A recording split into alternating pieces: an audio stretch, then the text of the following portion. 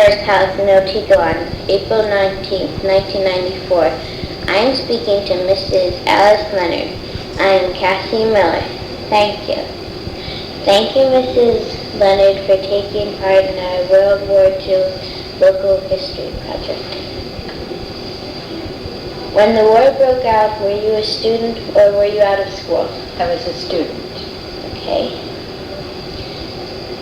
Did you serve in the military? No, I didn't. I was in the Cadet Nurse Corps, though. Did any of your brothers or sisters serve? I had two brothers. I had a brother who was in the Air Corps at the time, it was the Army Air Corps, and a brother who was in the infantry. How was your life as a student affected by the war? Well, one thing that I remember vividly was that there were any young men left in Otego. They had all, as soon as they were old enough, they had quit school and enlisted in the armed services and were gone. So in our graduating class, there were two young men left. We started out in our freshman year with 60 students, and we ended up with between 20 and 30. I don't remember the exact number.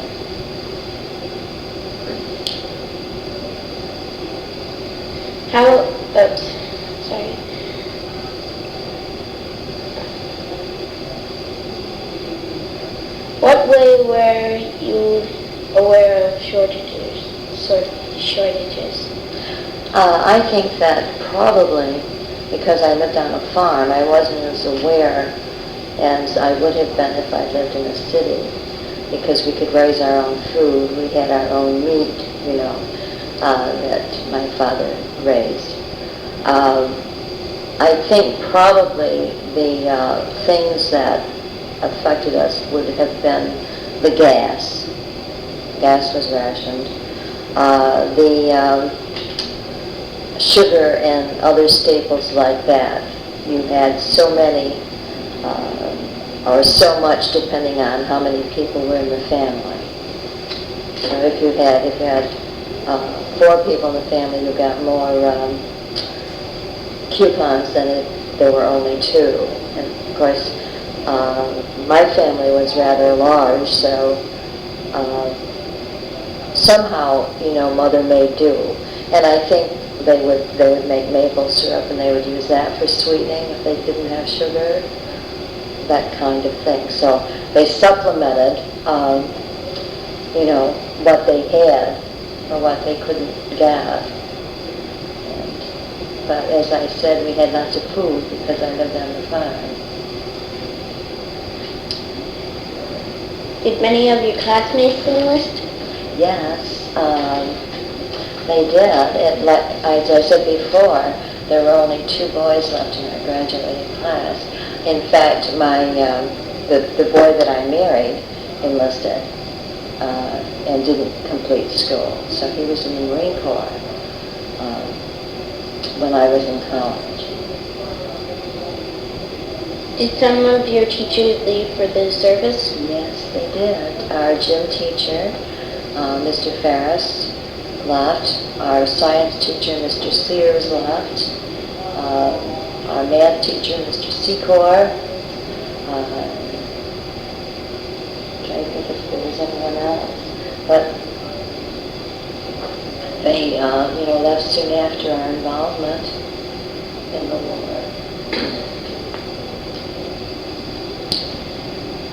What changes were there in your activities at school during the war?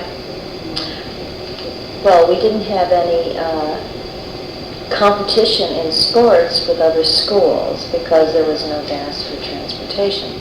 So we didn't, as now the school would play Oxford or Bainbridge, someplace like that. We didn't have any of those games. Instead, we had intramurals where we would have maybe 4 or 5 teams made up of people right within the school, and they would play, after school.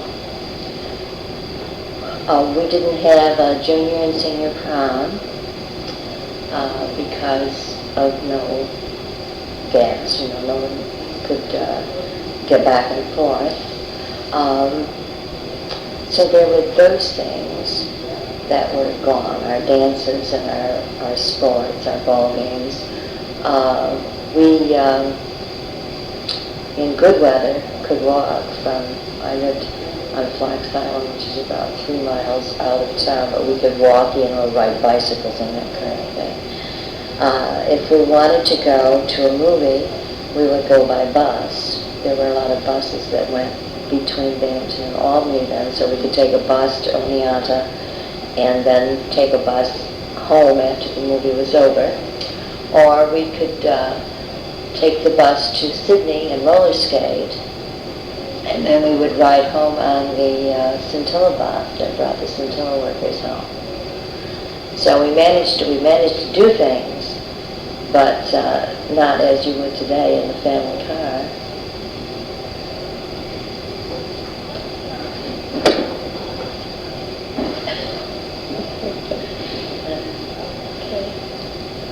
What war efforts, such as sealing war bonds or airplane spotting, did you take part in? Well, I took part in the airplane spotting. And when we had a study hall, we could be excused from school, and we went over to this large mansion, which was, no one lived there anymore. And it was where the fire department is now. And I think in my letter I told you it was the Kellogg mansion, but it wasn't. It was the Lewis mansion. And we would go up to the very top of that. There was a small room-like on top of it, and we would look for planes up there. And we had to memorize what the shapes of planes were so that we could identify them. And we would watch for the planes, and we would write down which plane it was. The easiest plane to recognize was the P-38, which had twin tails assemblies. So that was very easy to recognize. Some of the others, the B-17 would be 19s or 80 to recognize. Some of the others weren't as easy. Were there any particular incidents you remember from the war?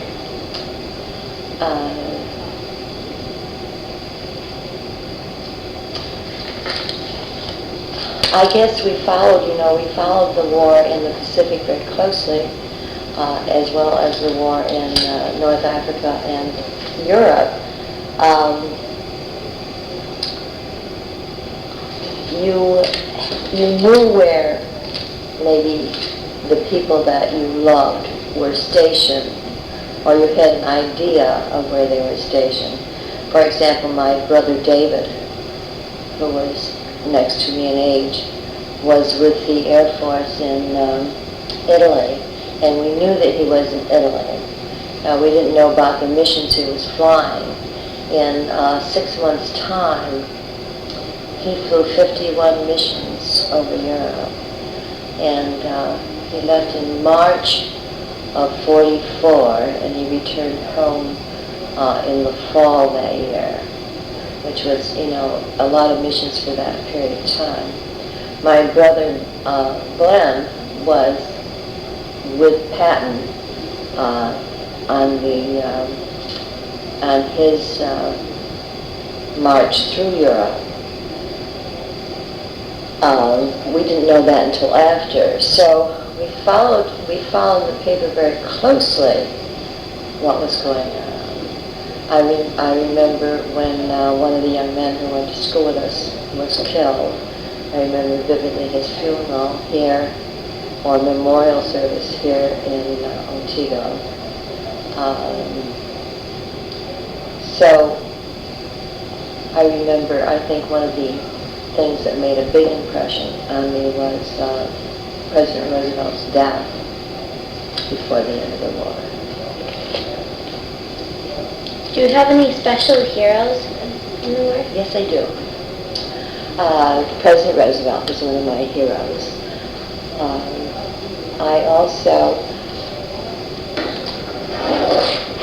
had as a hero the young man, our young man who spoke to us at school, who was with Doolittle's forces when they first bombed Japan. And his first name was Brick, and I can't remember his last name now. But there was Eddie Rickenbacker was a hero. General Patton was one of my heroes. Specifically, my hero was Franklin Roosevelt. What is your memory of President Roosevelt? Of President Roosevelt? I remember listening to his speeches over the radio. He had what he called fireside chats, and he talked to us about the war. And I remember his charm, I guess, when he spoke or when we saw him in the newsreels. I should have mentioned Eleanor Roosevelt as one of my heroes. When I was going to school at Syracuse, she spoke to the college students at one of the parks there, and I remember that vividly. She had a high voice, but not a voice that you disliked as you listened to it. And she had a great deal of charm and personality and quite captured your imagination as she spoke. So their ability to communicate with crowds, I think, was one of the things that was most vivid in my memory. And of course, I sat up at night, and listened to the election returns, because then you had to wait till the final minute to know who was elected president. And it was a thrill to have Roosevelt elected 3 times, 4 times as president of the United States. Until I was an avid supporter. What were your fears? My fears. I think the biggest fear was that something would happen to my brothers. My husband was not in combat, so I was afraid that he would be sent into combat. But my brothers were. And I think that was the biggest fear, that something would happen to one of them. My brother was a tail gunner and was involved, as I said, in 51 air raids. And one time, we found out later, his pilot had been killed and his co-pilot was injured, and he had brought the plane back to base and landed. So he received a presidential citation for that, but there was always that fear that, you would get the telegram. At school, one time I was called to the office, and a telegram had been delivered for my father, and the principal, was with me as I opened the telegram to read it to me, because they were afraid it was one of the brothers, and it was my father's uncle who had died, or my father's brother who had died, but it was, he was an older man, so it wasn't the same as getting word that a member of the family had been killed in the war. How did you get information about the war was going on? The radio was very important in our lives. You always listened to the news and commentators. I think they did a much better job than the commentators do on television. And we read the newspapers. And, we, of course, in school, we talked about it in our history classes and our social studies classes, and, everybody was just avidly interested in it. It was one of the things that you found out everything you could find out.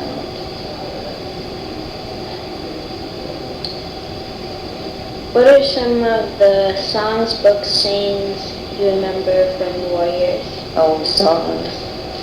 There are so many. Don't sit under the apple tree with anybody mess with me. I'll be seeing you. We strolled the lane together, the Andrews sisters sang many of the songs. Of course, can I think of them now? The books written about World War II, of course, came out later, not during the war. There was The Naked and the Dead, and From Here to Eternity are two that come instantly to mind. There was the Guadalcanal Diary, a book entitled, these were non-fiction, the Guadalcanal Diary, a PT, and I can't remember the number that followed. It was about the PT boat. So Many Days on a Raft, which was about men who were shot down over the water and floated for, I think it was 90 days. It was a long time. And then there was They Were Expendable, another book about the war. Ernie Pyle wrote a book entitled A Walk in the Sun. I think that's the title of it. Ernie Pyle was one of the reporters who traveled throughout Europe, North Africa and Europe with the soldiers. What else did you say? You said books, songs. And scenes. Scenes? Sayings. Oh, sayings. Remember Pearl Harbor? That was one of the songs too, of course. Loose lips sink ships.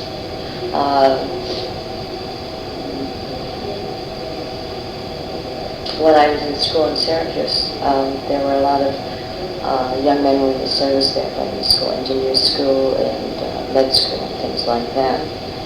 And in the one building where I had my science classes, they had big posters warning the soldiers and sailors about venereal disease. And on the poster, there would be pictures of a very lovely young lady, and it said, "She may look clean, but," and that was very embarrassing for us to have to go there for our classes with these posters on the wall. So there was that. I can't remember any other sayings offhand. I'd known about the cyclophob and had some before. Where were you on D-Day? On D-Day in Europe or in Japan? The very final, no, D-Day would be Europe. And I was going to school in Syracuse. I was a freshman and in college there. And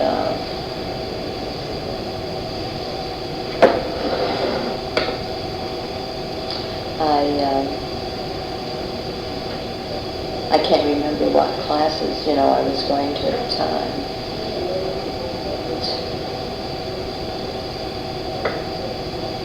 I had letters from people in Otego about D-Day. They wrote to me about church bells ringing and that kind of.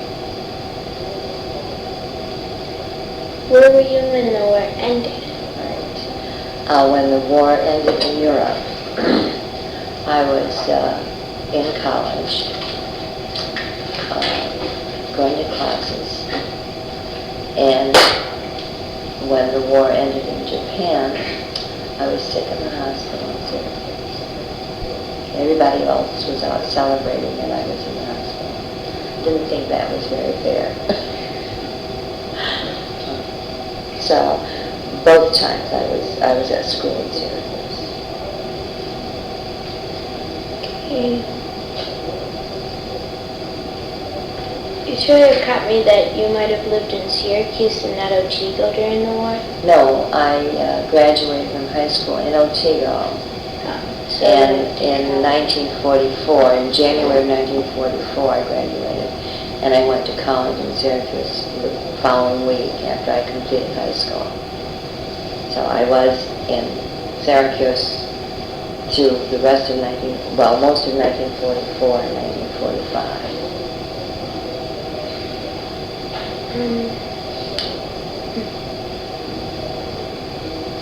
How did the war affect your family?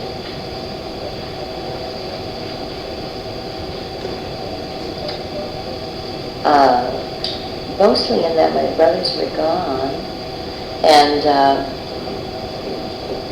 my younger brother, who was 2 years younger than I,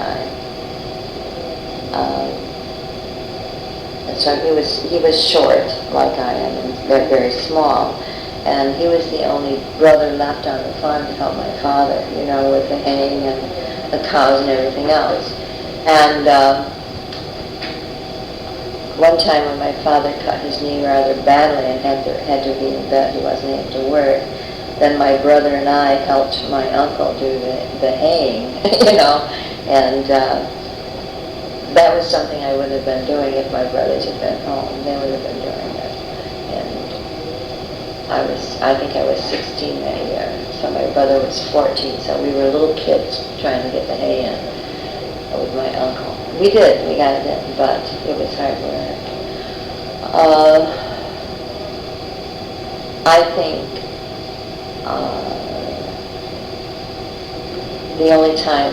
the first time I saw my father cry was the first Christmas my brothers weren't home. And he had taken a present from under the tree and given it to my mother and said, "This is from the boys." And he burst into tears and sobbed. And that was it's a very vivid memory for me because, men didn't cry in those days. They kept their emotions inside. So that was the first that I knew how concerned he was, how worried he was, that they were gone. And I think that was the biggest effect on the family. And of course, the war was responsible for my going to school in Syracuse because the Cadet Nurse Corps was formed during World War II, and the government paid for your education if you studied nursing. So that's one reason I went to Syracuse, was because they would pay for my education. Otherwise I wouldn't have been able to go there. It would have cost too much money for the family to afford.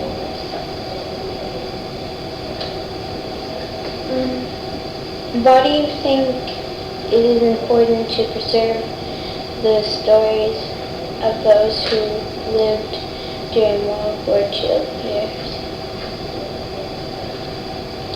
It was a very special time, and there was a certain feeling of oneness, I think, in the country. Even with the different views by the different political parties, there was still that united effort to, did this just shut off on us? I think we're all done. It's still going. It's still going.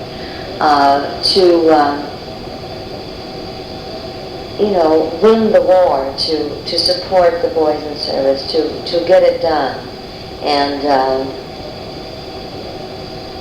if you had to have a car and you were driving and there was a young man in uniform hitchhiking, you picked him up, and took him sometimes beyond your own destination to help him get home to see his folks.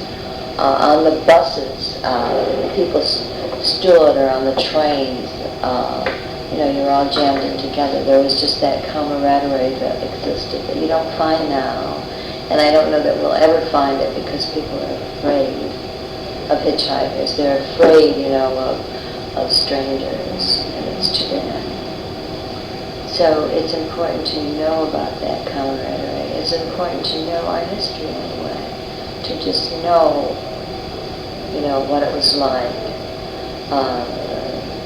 What it was like when our grandparents were growing up, our great-grandparents, our parents. I just think it's important to know. Okay, last question. 2 more minutes and 1 more minute. Are there any other memories or thoughts you would like to share about World War II? Or have you told them? Yeah, I'm sure there are lots more, and I can't think of any off the top of my head. The meeting all the different people from so many parts of the world, people from Australia, people from Canada, young men who came from the western part of the United States, and, people that you would not have met if it hadn't been for the war. And you never knew, like the person sitting next to you on the bus might have been from Australia, or he might have been from California, or, England even. So you met a variety of people. I think that was important too. Okay. Well, thank you for being interviewed very much. Yeah.